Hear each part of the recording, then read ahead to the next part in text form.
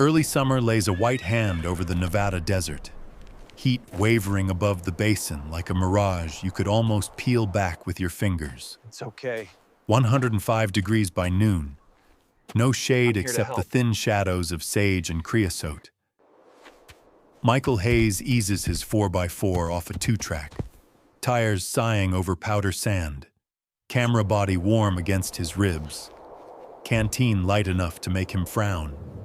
He has been out since sunrise, charting the ghost paths of wild Mustangs, hoof prints like commas in the dust, tail hairs snagged on barbed wire, a drift fence rattling soft where the wind is mean and constant. He is 38, skin browned to a steady walnut, and the desert has taught him the math of miles versus water, the way light can lie, the way silence waits to be broken. He kills the engine and the world opens, a quiet so complete he can hear his pulse click in his ear. Flies coast in lazy spirals. Somewhere far to the west, a freight engine throws a thin metallic horn that seems to fold in the air and vanish. He studies distant plateaus and the pale ribbon of an arroyo, then lifts his camera and takes a frame of sky and heat shimmer because he likes to record context, not just subjects. His editor wants Mustangs at speed and dust plumes that look like smoke. But Michael knows the story starts before the gallop, in how the land wears the day. A sound rides the wind. Almost not a sound at all, a thin reed note that slides between gusts. He straightens, head tilted, the photographer's stance giving way to something else. There it is again. Faint, broken, stretched by distance. Not the cranky bark of a crow, not the wet cough of a coyote, but high-pitched and raw. He takes a bearing off a sun-bleached fence post and starts walking, boots sinking to the ankle where a dune breaks, sweat drawing fast behind his knees. He walks a zigzag to keep his bearings, dropping the toe of his boot to test the crust, the taste of metal in his mouth as the day climbs another notch. The sound fades, then returns, closer now, a string of weak whinnies separated by too much silence. He crests a low rise and the land changes, subtle as a shift of breath, a shallow wash scored by last winter's water, and in it a cluster of brittle tumbleweed caught in wire dragged from somewhere unknown. Beyond the snag, a small shape stands skewed, hide dull like ash.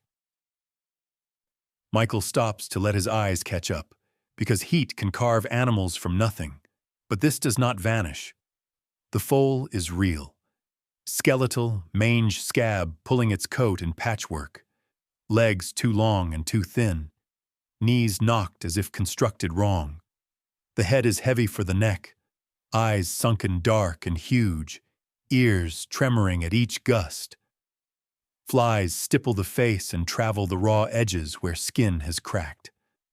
The little muzzle lifts, and the eyes find him across the wash. A direct line he feels like a hook. He raises a hand, palm out, the universal sign even if nobody teaches it to horses. Easy, he says, voice low, carried in pieces by wind. The foal shivers and plants its hooves, then leans forward an inch, a fraction, as if dragging the weight of the day and the week behind it. It takes a step that looks like a fall in slow motion. The knee buckles, the hind legs flail to correct, and for a heartbeat it is both upright and not. Then the body folds sideways into dust, the landing soft, only because the muscles do not have strength for anything harder. A sound leaks out that is not a whinny, not a squeal, more a breath that lost its way. Michael checks the sky for hawks, for the circling calculus of anything that reads weakness, and sees nothing yet. He slides down the bank, hands open, boots careful on the slope, and kneels in the grit beside the foal. Up close, the heat coming off the little body is not heat at all. It is the opposite, the cool of dehydration that tricks the skin. He lays 2 fingers on the neck, searching for pulse, finds a thread.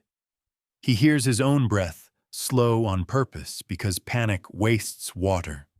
Easy, he says again, quieter, because the eyes flit to him and back to the empty sky, and he wants to be the smallest thing in the world. He unclips his canteen, sloshes what is left, not much, and knows he cannot pour it mouth to mouth, knows the risk of a bolus of water hitting an empty gut. He wets the corner of his bandana instead, presses it to the foal's gums, lets moisture seep like a promise. The tongue is sandpaper against cotton. A fly lands on the soft triangle of the eye, and he shoos it with a twitch of the cloth. The foal blinks, slow, lashes sticky. Another noise crosses the wash, a chuffing puff of wind that becomes a dust devil winding across the flats, lifting a skirt of grit and dry seed husks. He leans his body to shield the foal's face, grit tapping his neck, camera digging into his sternum. He slides his radio from the side pocket of his pack, thumb finding the push to talk by feel. "This is Hayes," he says, voice even. "I have a live foal down in the North Basin. Probable dehydration and heat exhaustion. Requesting emergency pickup to the Wild Horse Sanctuary. We will need fast access and room for a litter." He gives coordinates, checks them twice, because coordinates are the difference between help arriving and help losing itself along a barbed wire fence line. "Copy," the dispatcher answers, and he breathes once, deep, grateful, then tucks the unit away. He scans the edges. A rattlesnake would choose shade, and there is little, but he checks anyway, eyes reading the ripple of sand for the tight signature of a coil. He sets his pack so it makes a small square shadow over the foal's head, then shrugs out of his overshirt and pitches it as a tent with his tripod legs, a crooked awning that blocks the worst of the sun. He dribbles a finger width of water across the bandana and applies it to the nostrils, watches the chest move shallow, too slow for a foal. His mind keeps count the way minds do when they need to hold on to something. He talks because silence lets fear grow teeth. "You're not alone," he says. "We're a few miles from the sanctuary as the hawk flies, closer by rotor. People are coming. You just need to ride this out." A coyote yips far off, a solitary note that he tries not to parse. He shifts to put his back between the sound and the foal, not that it matters, but the act steadies his hands. The little head lifts a fraction. The eye fixes on him as if he is a question that might have an answer. He has seen animals go in those eyes before, a door closing so gently you almost miss the click. Not today, he thinks, and he does not say it, because some words feel like a hand on a thread that cannot be pulled. He remembers another summer, another basin, a mare too far gone by the time he found her. The way regret can set up camp in the back of your throat and stay for years. He hears the same freight horn, farther now, and it gives him something to measure time by. Minutes drift like tumbleweed, snagging and releasing, and the sun does not move so much as the shadow shortens under his makeshift awning. He counts breaths again. He wets the cloth again, careful small circles along the gums, a rhythm that becomes its own prayer. A black helicopter is a rumor before it is a machine, a deep chopping that enters the chest first, low like weather. Michael stands to wave the pilot to the wash, then drops back to shield the foal as grit lifts, rotor wash flattening the brittle weeds, the smell of oil cutting through sun-baked dust. The foal's ears flicker at the wind and noise, eyes rolling to white. Legs kicking once at nothing. Easy, he says, and feels the words move through his ribs, light as a string. The skids kiss sand 30 yards off, and for a split second he closes his eyes to make sure the earth is steady, to lock in the moment between finding and saving, because in deserts that moment can be thin as a blade. He opens them and looks down at the foal, at the tiny flare of the nostrils, at the life that is both barely here and stubbornly refusing to leave. He pulls the awning tighter, crouches low, and waits for hands to run the last distance with saline and shade and a plan. The helicopter's blades carved the desert air into a thundering roar, rattling the brittle weeds along the wash. Michael crouched low beside the foal, one arm shielding its head from the grit kicked up by the rotor wash. A tall figure jumped from the skids the moment they touched sand. Dr. Thomas Grant, the sanctuary's lead veterinarian, a man whose years in the field had etched both wear and patience into his sun-leathered face. He moved fast but precise, medical kit slung over one shoulder, stethoscope already in hand. Michael didn't need to speak. One look from him was enough. The foal's shallow breaths, its half-lidded eyes, the dull, cracked hide told the story. Grant knelt and pressed 2 fingers to the foal's neck, his jaw tightening at the weak flutter of a pulse. "Temperature's too low," he called over the pounding blades. "Dehydration and heat exhaustion. Bad combo." Michael slid his canteen toward him, but Grant shook his head. "Not straight water. We'll start fluids in the air." They worked wordlessly. Grant unfolded a lightweight stretcher from his pack, and together they eased the foal onto it, mindful of the spindly legs that trembled at the slightest movement. The foal let out a weak, rasping sigh, but didn't resist. As they lifted him, Michael kept his palm on the little ribcage, feeling the faint rise and fall, counting each breath as though willing them to continue. The helicopter's cabin was hot, cramped, the smell of fuel mingling with dust and sweat. Grant strapped the stretcher to the floor, then pulled out an IV line, his hands steady despite the turbulence. "Keep his head up," he said, and Michael slid into position, cradling the foal's head in his lap. The tiny ears flicked at the sound of his voice when he murmured, "Hang on, buddy. You're not done yet." Outside, the desert fell away in ribbons of ochre and gold, but Michael barely registered it. Every ounce of his attention was fixed on the slowing rhythm of the foal's breaths. Grant started the saline drip, his eyes flicking between the line and the patient. "If he crashes mid-flight, we're doing compressions." Michael nodded, his throat tight. The foal's head felt weightless in his hands, the skin cool beneath his fingers. He kept talking, letting his voice stay low and steady. Nonsense words, fragments of promises, anything to keep a thread tethered between them. The helicopter bucked in a pocket of hot air, and Michael braced himself, shielding the foal from the jolt. Halfway to the sanctuary, the breathing changed. Slower, shallower. Michael's gut clenched. "Grant." The vet's hand was already on the foal's chest. "Still there," he said, but his voice had the edge of a man racing a clock. He adjusted the flow rate, eyes narrowing. "Come on, little guy.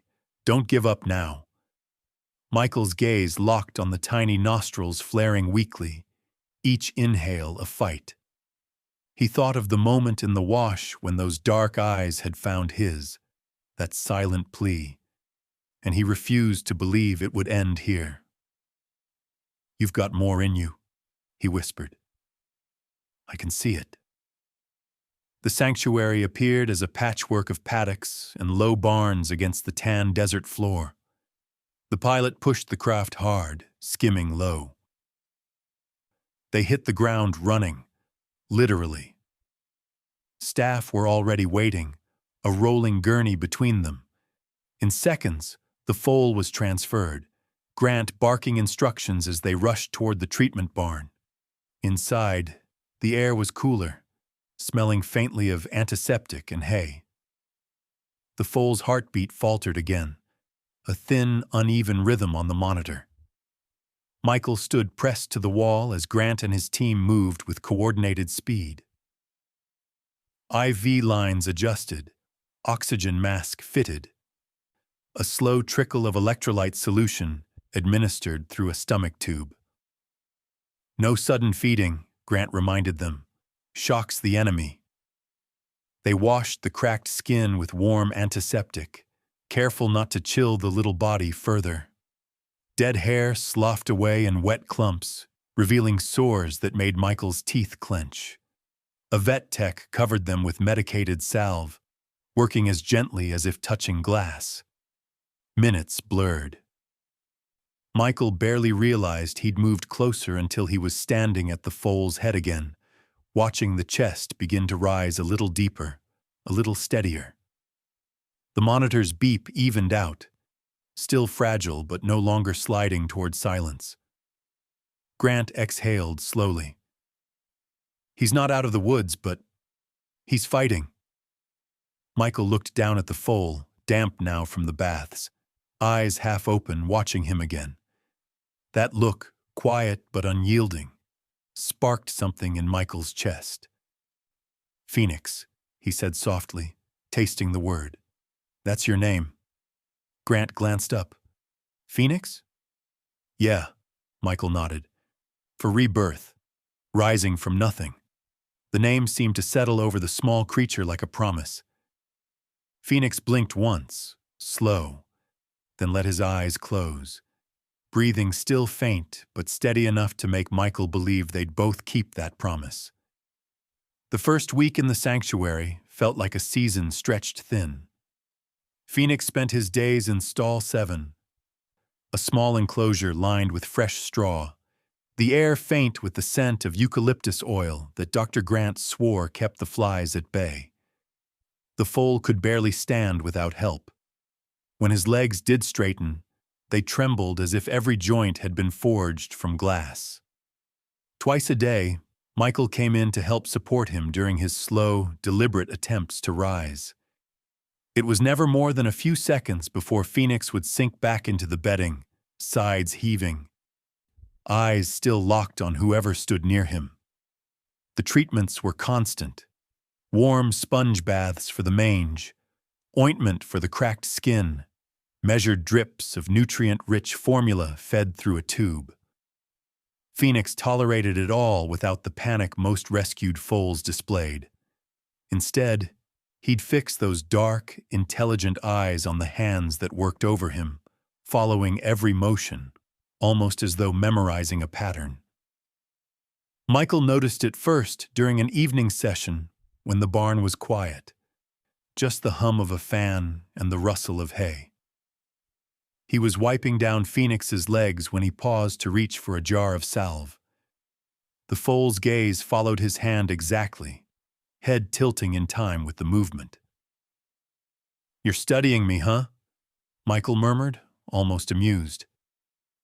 Phoenix blinked once, slow, deliberate, and Michael could have sworn the little ears angled toward his voice in acknowledgement.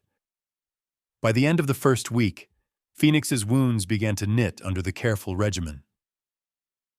He still tired easily, but when Michael entered the stall, there was always that same steady watchfulness, not fear, not pleading, just a quiet calculation, like he was taking stock of every detail. In week 2, something new happened. Michael came in one morning carrying a small bucket of grooming tools, brushes, hoof picks, a short coil of rope. He set it down near the gate while he refreshed the water trough. When he returned, the bucket was tipped over, and every item lay in a neat little row along the wall. Michael frowned, half convinced a staff member had stopped by and reorganized things, but the same thing happened the next day, and the next. Brushes stacked, rope coiled tighter, bucket placed upright in the corner. It became a routine mystery until Michael walked in early one afternoon and caught him in the act. Phoenix, still unsteady on his legs, was nudging a hoof-pick across the straw with slow precision, then stepping back as if to judge the spacing before lining it up beside the others. His movements weren't random fidgets. They were deliberate, almost methodical. Michael leaned on the gate, watching, a grin tugging at his mouth. "You're not just recovering. You're organizing." Word spread fast among the sanctuary staff. They started whispering about the little genius in stall 7. Some thought it was just a quirk, a way for a young, bored animal to pass the time. But Michael wasn't so sure. He'd seen the way Phoenix's ears tracked footsteps in the aisle, perking before a familiar voice even reached the stall. If it was one of the staff he knew, his head would lift, eyes bright. If it was a stranger, he stayed still, silent, measuring them. By the third week, Phoenix began to stand longer, shifting his weight from one foreleg to the other without collapsing. Michael would step into the stall, slip an arm under the foal's chest, and let him lean just enough to build strength. Sometimes, Phoenix would stretch his neck to sniff the brim of Michael's hat or nose at the pocket where he kept treats. Small, cautious gestures that spoke of growing trust. Dr. Grant was cautious but impressed. "I've never seen a foal recover this calmly," he told Michael one evening while they watched Phoenix pick his way toward the water trough. "Most are jumpy for weeks after a rescue. He's observant, almost like he's learning our rhythms." Michael nodded. "Feels like he's learning us. Not just the care routine. He knows who's coming before he sees them. He knows the difference between the vet tech with the thermometer and the one with the treat bag." It wasn't just the staff who noticed. A few volunteers began to linger by stall 7, leaning over the gate to watch him work through his quiet habits. One day, a farrier stopped by to trim a rescued mare and found himself drawn to the little foal who stood perfectly still, head tilted, as if listening to every clipped syllable of their conversation. By the close of that second week, Phoenix had nudged his bucket into the far corner, all his tools laid out neatly beside it. When Michael entered, the foal's head lifted, ears flicking forward in greeting. It was subtle, but to Michael, it felt like the desert had whispered back. A connection formed out of nothing but grit, patience, and the stubborn will to rise again. And in the back of his mind, Michael began to suspect that Phoenix's recovery wasn't just about strength returning to bone and muscle. Something else was waking in that small frame, something that went beyond survival. By the time September's first cool mornings drifted into the Nevada basin, Phoenix had begun spending short periods outside his stall. The sanctuary's staff still kept him in a small paddock near the main barn, close enough for easy monitoring, but with room to feel sunlight on his back and smell the wind again. Michael stood at the fence line most mornings, coffee in hand, watching the foal test his legs on the packed earth, each step measured, cautious, as though the memory of collapse still lingered in his bones. One of those mornings, Michael noticed the paddock next to Phoenix's had been occupied. A new mare stood alone in the far corner, a tall, dapple gray with a tangle of mane and eyes that seemed fixed somewhere far away. Dr. Grant had mentioned her arrival 2 days before, a rescue from a failed roundup, underweight and dangerously defensive. Her name was Luna. Luna refused food unless it was left, and she was left entirely alone. Any approach by a handler sent her ears flat against her head, teeth bared, hooves ready. The staff had started rotating who fed her, hoping a change of faces might earn trust, but nothing worked. She kept her distance, posture taut, eyes glassy with some memory she wasn't sharing. Phoenix noticed her the moment she appeared. Michael could see it in the way his head turned sharply toward her pen, ears pricked forward. That first day, he simply stood at his fence, watching. No pacing, no noise. Just stillness, eyes tracking every small movement she made. By the second day, his interest had only sharpened. Late that afternoon, while Michael was mucking out his stall, Phoenix limped to the far end of his paddock and stopped at the section of fence closest to Luna. The mare's head shot up, her whole body tensing, but Phoenix didn't move any closer. He just stood there, head slightly lowered, ears tilted toward her. Then, slowly, he made a sound. Not a full whinny, not even the soft nicker a foal gives its dam. It was something in between, low and rhythmic, spaced like the steady tick of a clock. Michael paused, pitchfork in hand, listening. Phoenix repeated the sound, the same pace, the same tone. At first, Luna's muscles bunched tighter, nostrils flaring, but after a minute, her ears eased a fraction, another minute, and her neck lowered a few inches. The final surprise came when she stepped toward the feed pan in her corner and began to eat, slow, deliberate mouthfuls, all while Phoenix kept his strange, measured calls. When Michael told Dr. Grant what he'd seen, the vet arched a brow. That mare hasn't touched food with anyone in sight since she got here. And you're telling me a half-recovered foal coaxed her into eating? I'm not telling you, Michael replied. I'm saying you should have seen it. The next day, Michael positioned himself where he could observe without disturbing them. Phoenix approached the fence again at roughly the same time in the afternoon. He stood still and quiet until Luna's eyes found his. Then the sounds began again, that peculiar rhythmic note. This time, Luna's head lowered faster. She approached her feed without hesitation and ate under his watch, even glancing toward him between mouthfuls. By the fourth day, the staff had stopped trying to feed Luna in secrecy. Instead, they timed her meals to Phoenix's presence. The result was always the same. She ate calm and steady as long as he was there.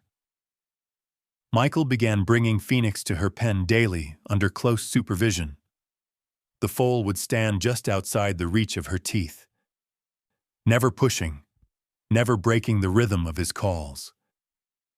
Sometimes, when Luna finished her meal, she'd stand parallel to him along the fence line, her breathing slow, eyes half closed. In those moments, the tension in her body dissolved as if she'd set down a weight. One afternoon, Dr. Grant joined Michael at the fence, arms folded. You realize I've been working with traumatized horses for 30 years, he said. And I've never seen one settle this fast.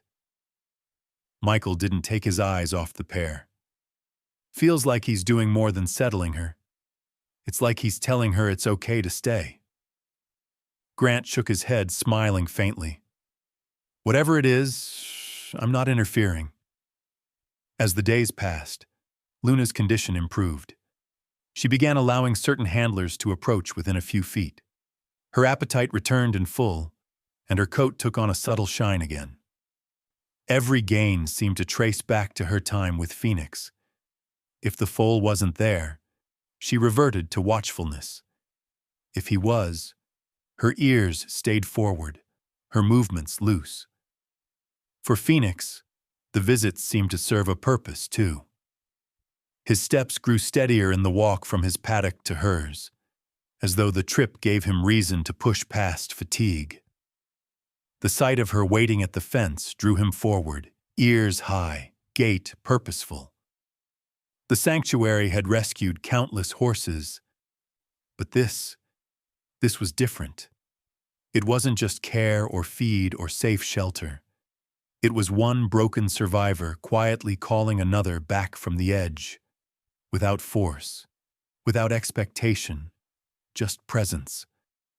And for Michael, watching the two stand together in the late afternoon light, the desert wind combing through their manes, it felt like witnessing the start of something no training manual could explain.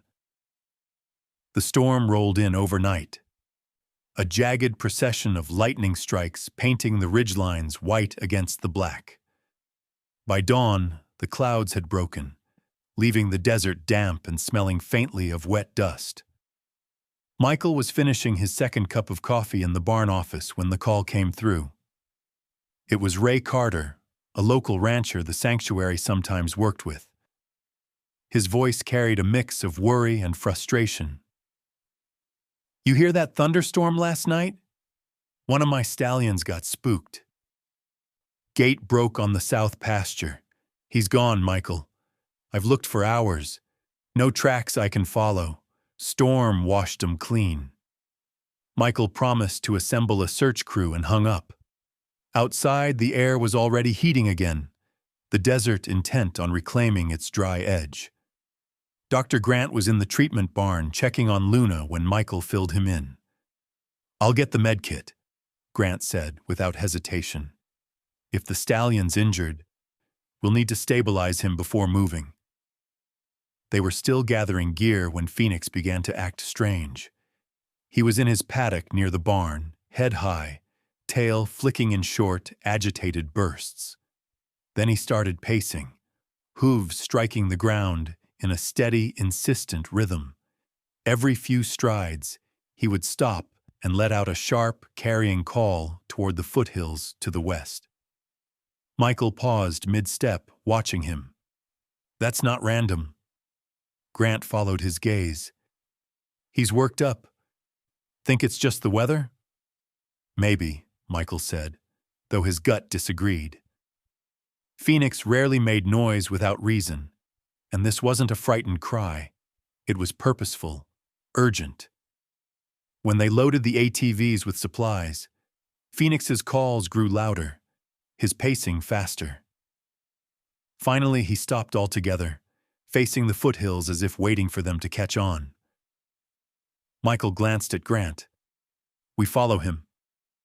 Grant blinked. "You're serious?" "He's pointing us somewhere. Worst case, it's nothing. Best case." Michael let the thought hang, already unhooking the paddock gate. Phoenix stepped out without hesitation, moving past the barn and across the open stretch of scrub. His limp was barely noticeable now, but his pace was deliberate, steady, his ears tuned forward like antennae. Michael and Grant followed on the ATVs, keeping a respectful distance so they didn't spook him. The desert unfolded around them, a quilt of rock, sage, and dry stream beds. Phoenix wove through it like he knew every turn, every low ridge. After 2 miles, the land began to climb. He led them into a section of foothills where the ground was littered with slick rock and twisted juniper. Michael called out to him once, but Phoenix didn't look back. He pressed on until the trail narrowed between 2 sandstone outcrops, opening into a small, hidden ravine. The moment Michael saw it, he knew why the stallion hadn't been found. It was invisible from any main track, and the only access was the narrow pass they'd just come through. A sharp whinny cut the air. Phoenix's ears shot forward. Michael followed the sound and saw movement at the far end of the ravine. A large bay stallion, tangled in a mess of deadfall and broken fence wire.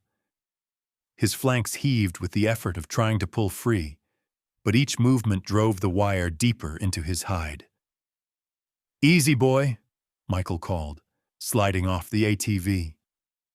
The stallion rolled an eye toward him, nostrils flaring. But he didn't lunge or rear. He was exhausted. Grant was already at his side, gloves on, assessing the injuries. "Wires cut deep into the foreleg. We'll need bolt cutters and disinfectant, and we'd better work fast." Phoenix stood just inside the ravine's mouth, watching. Every time the stallion shifted, Phoenix gave a low, steady sound. The same tone he'd used with Luna. Michael noticed the stallion's breathing slowed a fraction when he heard it. Working quickly, they clipped the wire in sections, peeling it back from the stallion's leg and flank. Blood oozed from the deeper cuts, but nothing looked tendon deep. Grant flushed the wounds with antiseptic, while Michael checked for other injuries. The deadfall was pulled away, giving the stallion room to step free. It took coaxing and more of Phoenix's quiet presence before the stallion finally eased out of the trap. Once free, he stood shaking, sides slick with sweat despite the cool morning air. Grant wrapped the leg and secured a lead rope, speaking in the calm, measured tone he used on the worst cases. By the time they guided him out of the ravine, the sun was high enough to burn off the last of the storm's coolness. They loaded the stallion into a waiting stock trailer Ray had brought after Michael called with the location. The rancher stood staring at Phoenix as they shut the gate. "You telling me that little guy found him?" Ray asked. Michael just smiled. "Let's just say he had a strong hunch." Word spread faster than Michael expected. By the end of the week, the story of the rescued stallion and the young Mustang who had led the way was making the rounds in every feed store and diner for 50 miles. Some chalked it up to luck. Others, especially those who'd worked around horses long enough to know better, suspected there was more to Phoenix's sense of direction than chance. For Michael, the rescue wasn't just proof of Phoenix's instincts. It was the first time he realized the foal's role at the sanctuary might grow into something far greater than survival. This wasn't just a second chance for Phoenix. It was the start of something none of them fully understood yet. The stallion's rescue had barely faded from local chatter when Phoenix's strange behavior began to surface again. Only this time, it wasn't a one-off. It started 2 weeks later, on a crisp morning when the mountains wore a thin crown of snow. Michael was hauling hay to the east paddocks when he noticed Phoenix standing rigid in his enclosure. His ears were locked to the north, nostrils flaring. Then came that same low, urgent sound he'd made before the stallion rescue. A short burst, followed by a longer call, repeated like a code. At first, Michael thought it was coincidence, but within 40 minutes, the radio in the feed truck crackled with a call from a BLM contact. A wild mare had been spotted limping near the canyon rim, possibly injured in a rock slide. The location? Almost directly north. Michael didn't even debate it. "Load up," he told Dr. Grant. Phoenix's calls had quieted the moment they left the sanctuary, as if he knew they'd understood. Sure enough, they found the mare wedged in a rocky cut, a rear hoof pinned under a fallen branch. She was dehydrated, scraped, and jittery, but still strong enough to bolt once freed. By sunset, she was safe in a temporary corral at the sanctuary. That might have been dismissed as luck, if it hadn't happened again. And again. Sometimes Phoenix would start pacing the fence line, kicking up little bursts of dust with each turn. Other times he'd freeze, head high, calling in that same deliberate rhythm. It didn't matter if it was day or night. The pattern was always the same, a spell of restless signals, then a distress call coming in within the hour. The direction of his gaze almost always matched the direction of the incident. By the fifth occurrence, the sanctuary staff were whispering about it in the break room. "He's like an early warning system," one volunteer said. "Better than a radio tower." Michael kept a logbook, jotting down each episode. Time, weather, direction Phoenix faced, and the nature of the rescue. Out of 11 incidents in 2 months, Phoenix's alerts had lined up with real emergencies 10 times. One evening, as the sun bled into the horizon, Michael leaned on the fence beside Dr. Grant, who was reading the latest entry in the logbook. "This can't be instinct alone," Grant said finally. "I've worked with tracking horses before. They can sense things, sure. But this..." He tapped the page. "This is predictive." Michael wasn't sure he liked the word. Predictive made it sound clinical, mechanical, but Phoenix wasn't a machine. He was flesh and blood, with a look in his eyes that was all thought and no guesswork. Word reached the University of Nevada's Animal Behavior Program. 2 scientists, Dr. Evelyn Cho, a neurologist, and Dr. Mateo Vargas, an equine behaviorist, showed up one afternoon with clipboards and polite smiles. They'd heard the Einstein of Mustangs was living in stall 7 and wanted to observe. Michael was immediately protective. "He's not a lab specimen," he said, when they asked about attaching sensors for a week. Dr. Cho held up her hands. "We're not here to poke or prod. We just want to understand. If this is real, if he can detect distress before anyone else, that's groundbreaking for rescue work." Grant backed Michael, but also saw the opportunity. "If studying him helps us help more horses, maybe it's worth considering," he said quietly later. In the end, they compromised. The scientists could watch, take notes, and record video. No invasive procedures, no isolating Phoenix from his routine. Michael insisted on being present for every session. The researchers quickly saw what the staff already knew. Phoenix wasn't reacting to human cues. He was often alert before anyone else knew a rescue call was coming. Dr. Vargas suggested he might be picking up low-frequency sounds or vibrations carried through the ground, things humans couldn't perceive but traveled for miles in open desert. Michael listened, but couldn't shake the feeling that it was more than physics. "You can measure sound waves all day," he told Grant one night, "but you can't measure what's behind his eyes when he does it. It's not just sense, it's knowing." The sanctuary began treating Phoenix's alerts as official protocol. Whenever he showed signs, the pacing, the fixed gaze, the patterned calls, they'd prep a field team. The efficiency of their rescues improved so dramatically that local rescue groups started calling to check in with the little forecaster before launching their own searches.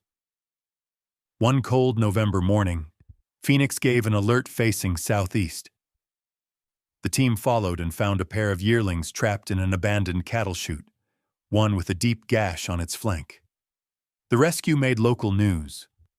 A reporter asked Michael on camera how Phoenix did it. Michael just smiled. "Some things you don't explain. You just thank them for showing up." Still, in the quiet after the interviews, he found himself staring out over the paddocks, uneasy. He knew attention would keep growing, and with it, pressure. If Phoenix was treated like a miracle tool instead of a living being, the sanctuary could lose control of the very thing that made him extraordinary. For now, Michael vowed to keep the focus on the rescues, not the spectacle. Phoenix wasn't a headline.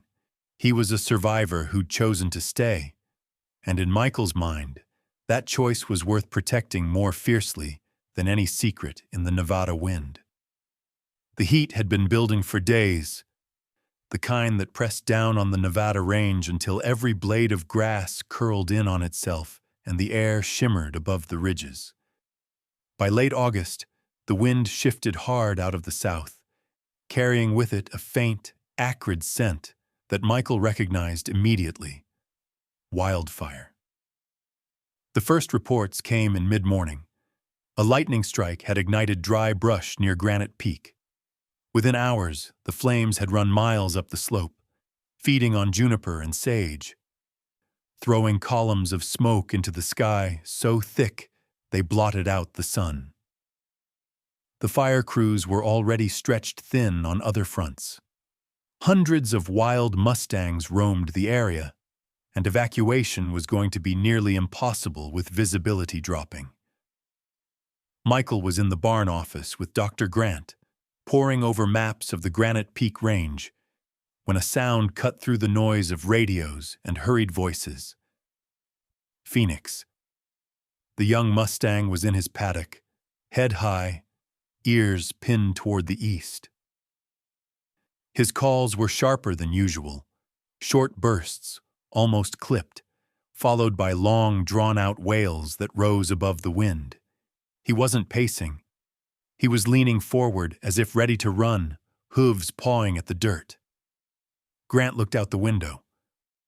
"I've never heard him like that." Michael didn't hesitate. "He wants to go." "Go where? Into a fire?" "Not into it," Michael said, already grabbing his riding gloves. "Through it." They saddled the ATVs with rescue packs, water canisters, portable fencing, first aid kits, and loaded extra radios. Phoenix was haltered loosely, not restrained, so he could choose his own path. The moment the paddock gate swung open, he bolted forward, not in panic, but with the same determined pace Michael had seen on every rescue. They followed him east across the flats, the smoke thickening with each mile. The sun had turned to a dull copper disk overhead. Somewhere ahead, a low rumble rolled through the ground, the sound of fire chewing its way down a canyon. Phoenix didn't slow. At the base of the ridge, he veered north, skirting the worst of the smoke until they reached a shallow saddle. On the far side lay chaos, scattered herds of Mustangs, some milling in confusion, others bolting in the wrong direction, toward the fire line. Michael swore under his breath. If they go that way, they're done. Phoenix surged ahead, positioning himself at an angle to the led herd. He let out a series of piercing calls. Not random whinnies, but an urgent, rhythmic pattern. The nearest stallion froze, ears swiveling toward him. Then another herd caught the sound, their leaders turning to face the young Mustang. It was as if an invisible thread pulled them together. Phoenix moved laterally, not hurting them like a predator, but guiding, creating a line of motion toward a wide canyon mouth to the west. Michael realized what he was doing before Grant did. "He's funneling them," Michael said into the radio. "Get the crews to keep the canyon clear." They relayed coordinates, and fire crews scrambled to block side gullies where the Mustangs might scatter. Meanwhile, Phoenix kept up his vocal pattern, pivoting at key points to draw the herds past him. Michael could see the dust rising behind the led horses as they picked up speed, a tide of muscle and fear turning into controlled flight. The smoke made it impossible to count, but as the river of horses surged through the canyon mouth, Michael estimated well over 100. Then another herd appeared from the east slope, driven by the same unseen pull toward Phoenix's calls. By the time the last stragglers entered the canyon, the wall of smoke behind them had turned almost black. The fire had shifted direction again, and they were minutes from losing the route entirely. Michael gunned the ATV alongside Phoenix, who was breathing hard but still on his feet, ears forward. "That's it, buddy. They're clear." They rode the tail of the herd until the canyon widened into a grassy basin untouched by fire. The Mustangs spread out, some stopping to drink at a narrow stream, others rolling in the dust to shed the scent of smoke. When the final count came in from the crews, it stunned everyone. 187 wild Mustangs had made it out through that single canyon route. Not one had been lost in the Granite Peak fire. Later, back at the sanctuary, Michael stood by Phoenix's paddock as the young Mustang grazed quietly, the drama of the day already behind him. Grant joined him, arms crossed, eyes still bright with disbelief. "You realize," Grant said, "we just watched a half-tame rescue foal coordinate one of the largest wild horse evacuations in Nevada history." Michael kept his gaze on Phoenix. "I realize we'll never be able to explain it to anyone who wasn't there." Grant gave a dry laugh. "Maybe not. But I think the herds will remember." And in the fading light, as Phoenix lifted his head and the wind carried the faint scent of smoke away, Michael thought about how some leaders never need a title, only the courage to stand where they're needed most. The Granite Peak fire had barely cooled before the phone calls started. First, it was the local press, then state wildlife officials, then, inevitably, national outlets wanting interviews with the miracle Mustang who saved 187 horses. Michael deflected most of them, but he knew it was only a matter of time before someone from the science community came knocking with more than curiosity. That knock came in the form of Dr. Evelyn Cho and Dr. Mateo Vargas, the same researchers who had quietly observed Phoenix months earlier. This time, they weren't just holding clipboards. They had a proposal. "We think," Dr. Bautiombite Cho began in the sanctuary's small conference room, "that Phoenix's rescue patterns, his coordination with other horses, and his ability to predict distress aren't random. We believe they're the result of significant neural reorganization, a kind of rewiring after extreme trauma." Michael crossed his arms. "You're saying what happened to him in the desert changed his brain?" "Yes," Dr. Vargas said, leaning forward. "We've seen similar, though far less dramatic, changes in humans who survive severe deprivation or injury. Certain brain regions adapt, sometimes enhancing specific skills. In Phoenix's case, we think the trauma sharpened his sensory processing, empathy, and pattern recognition beyond anything we've documented in equines." Michael glanced at Dr. Grant, who had been silent until now. "If they're right, it's not just about what he senses," Grant said quietly. "It's how he uses it." The plan was to bring Phoenix to the university's Veterinary Neuroscience Center for a non-invasive study.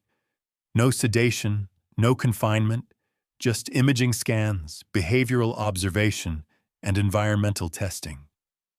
Michael was wary but ultimately agreed, under the condition that Phoenix would return to the sanctuary every night. Over the next 2 weeks, Phoenix was transported in the early mornings, walked calmly into the lab's open-air scanning bay, and stood remarkably still as advanced imaging mapped his brain. What the scans revealed stunned the research team. Dr. Cho projected the images on a large screen for Michael, Grant, and the staff to see. "These are Phoenix's neural pathways," she explained, pointing to a web of glowing lines. "Compared to baseline data from healthy Mustangs, there's hyperconnectivity here." She indicated the anterior cingulate cortex. "And here, in the temporal parietal junction. These areas are associated with emotional processing, social awareness, and multisensory integration." "In plain English?" Michael asked. Dr. Vargas smiled. "It means he can process complex sensory input, sound, vibration, even subtle body language, and link it to decision-making much faster than normal. And here's the remarkable part.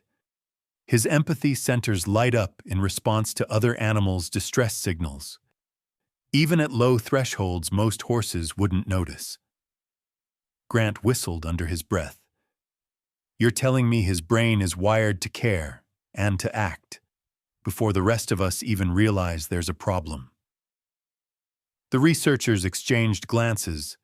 Then Dr. Cho added, "This may be a once-in-history adaptation, We've never recorded anything like it.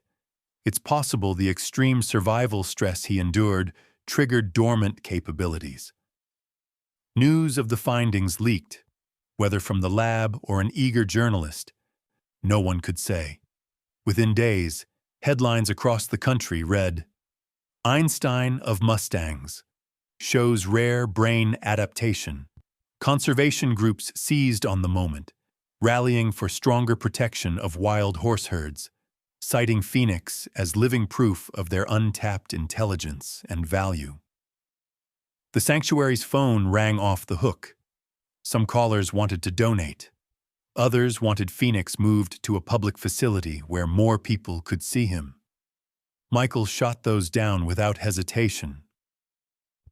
"He's not a mascot," he told one particularly pushy official. "He's a living being, not an exhibit." But the attention wasn't all bad. Donations poured in, enough to fund new rescue equipment, expand the paddocks, and even establish a mobile veterinary unit for on-site aid in remote areas. Through it all, Phoenix seemed unaffected by the sudden fame. He still spent mornings grazing quietly, afternoons with Luna, and evenings standing in the far corner of his paddock watching the horizon. Only when an alert stirred in him, the fixed gaze, the low-patterned call, did he break that stillness. One evening, as Michael leaned on the fence watching him, Grant joined him with a sheaf of papers. "These are the full reports from Cho and Vargas. You should keep them. They're basically his biography now." Michael took them, but didn't look down. His eyes stayed on Phoenix, silhouetted against the blood-orange sunset. "I don't need a report to tell me what he is." Grant chuckled. "No. But one day, people will want to know how he did it, and maybe this will help." Michael thought about that, then shook his head. Or maybe they'll just need to know that he did. And as the last light bled out over the desert, Phoenix lifted his head toward some distant sound only he seemed to hear. A reminder that, science or not, some miracles refused to be measured. Winter settled over the Nevada basin with a quiet that felt almost unnatural after the chaos of summer. The wildfire was a memory now, but the sanctuary buzzed in a different way.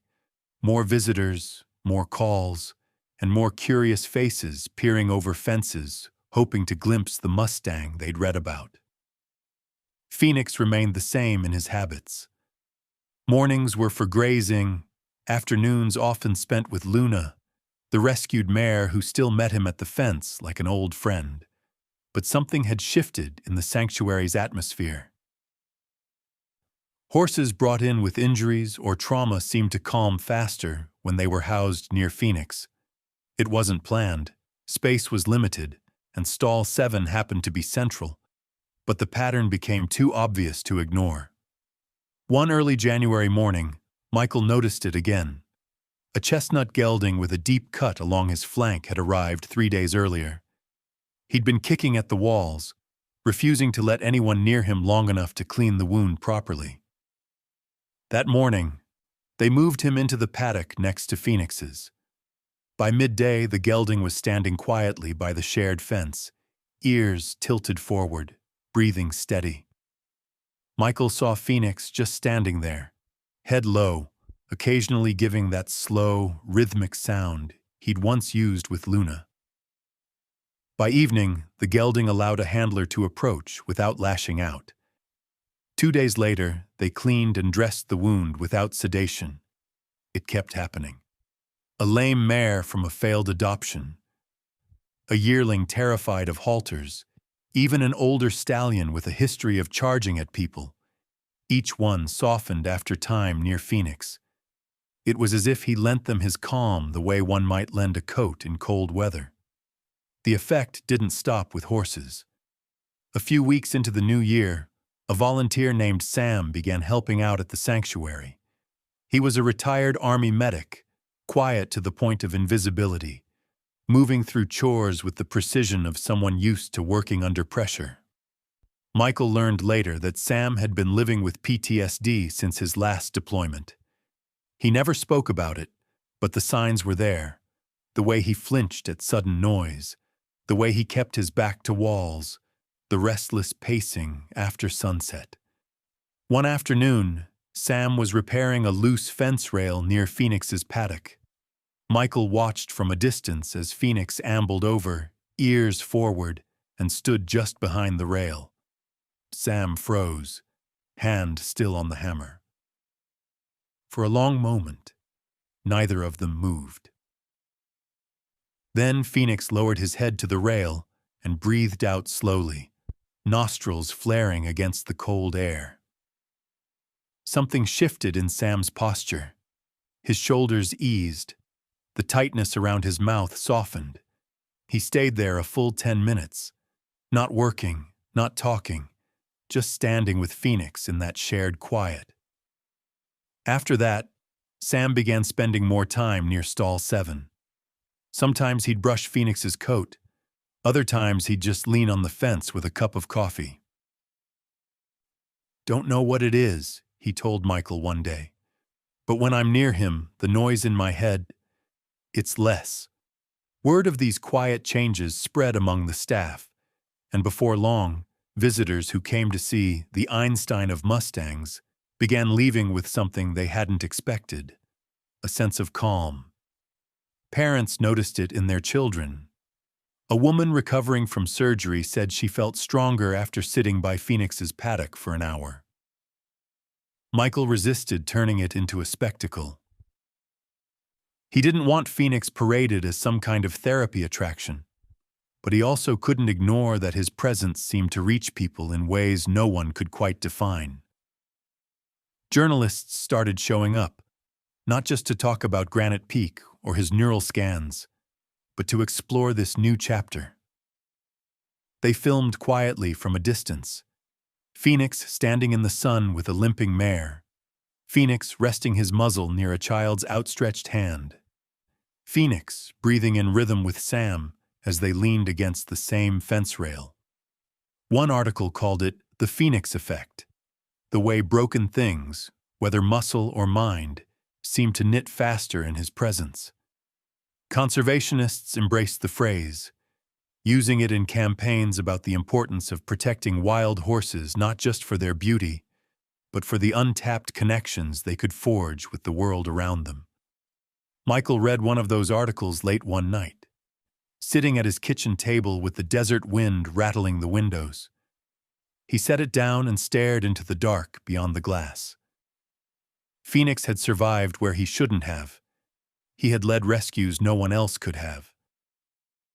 And now, without trying, he was healing wounds far beyond the physical. The thought settled in Michael's chest like a quiet truth. Phoenix's gift wasn't just for the wild horses of Nevada.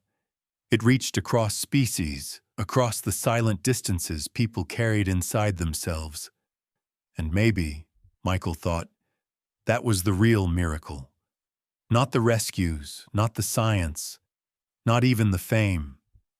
Just the simple fact that one Mustang, once left to die in the desert, had found a way to give back something the rest of the world didn't even know it had lost.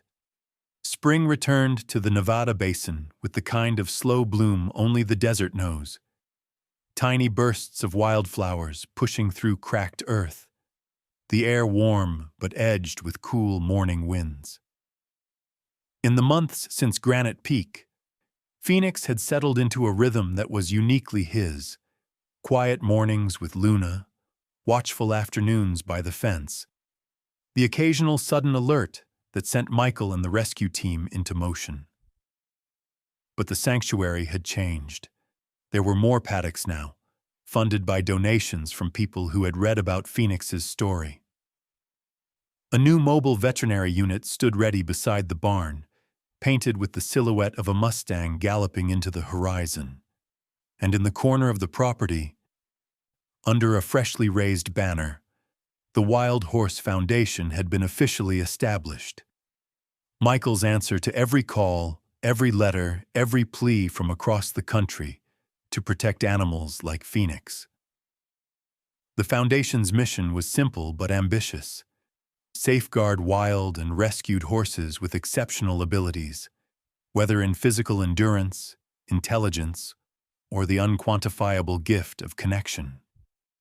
It would serve as both a sanctuary and a training hub for rescue operations, with Phoenix as its living emblem, not for show, but as proof of what survival could mean when given a chance. Michael refused to make Phoenix the center of every public event. Instead, he spoke about him in stories. The foal collapsed in the wash, the first time he coaxed Luna to eat, the stallion trapped in the ravine, the wall of smoke at Granite Peak. He told these stories not to glorify a single horse, but to remind people that wild lives carried untold potential, if only they were spared the cruelty of neglect or unnecessary roundups. Luna, still his constant companion, had grown healthy and sleek, her once wary eyes now calm pools that mirrored the trust she'd found. Most evenings, the two of them would graze together in the western pasture, their silhouettes framed by the burnished glow of sunset. Michael often stood by the fence at those times, watching as Phoenix would suddenly break into a gallop, mane streaming gold in the dying light. Luna just a step behind. The rescues hadn't stopped. Phoenix still gave his alerts, still turned his gaze toward some distant trouble no one else could see. The Foundation's teams learned to read his signs like a language. The short, clipped calls meant urgency. The long, low tones meant the danger was still far but closing in. Every mission that succeeded because of him deepened the quiet understanding between man and Mustang. One afternoon, a school group visited the sanctuary. They weren't there to see a hero horse, at least not in the way the media told it. They were there to learn about wild horse conservation. Michael led them along the paddocks, telling them about the history of the herds, the challenges of protecting them, and the importance of keeping wild spaces truly wild. When they reached Phoenix's pasture, he lifted his head from grazing and walked over. The children fell silent. He didn't perform tricks, didn't seek treats. He just stood there, letting the smallest among them reach up and touch his muzzle. Michael watched their faces soften, awe, curiosity, and something gentler taking root. Later, one of the teachers told him, "They'll remember this more than anything else they saw today." That night, as the wind swept across the basin and the stars blinked sharp and cold above, Michael thought about the truth in that. Phoenix's legacy might not be measured in headlines or scientific reports, but in the quiet shifts he sparked in those who met him, the child who would grow up to fight for wild horses, the rancher who'd think twice before fencing off a migration path, the veteran who'd find a moment of peace by a paddock rail. The desert had given Phoenix every reason to quit, and he hadn't. Instead, he'd risen again and again until his story wasn't just about survival. It was about what survival could teach the rest of the world. Michael knew there would come a day when Phoenix would run one last time into the horizon, not because of danger, but because it was simply time. And when that day came, the Wild Horse Foundation would still stand, the herds would still move across open land, and somewhere in the wind, someone would hear a low, steady call and remember. For now, though, as Michael leaned on the fence watching Phoenix lead Luna into the open pasture, mane lit by the fading sun, he let himself simply be grateful. Some survivors heal themselves. The rarest find a way to heal the world. Phoenix, born in the silence of the Nevada desert and forged in its fiercest trials, had done both, and his legacy was already galloping far beyond the horizon.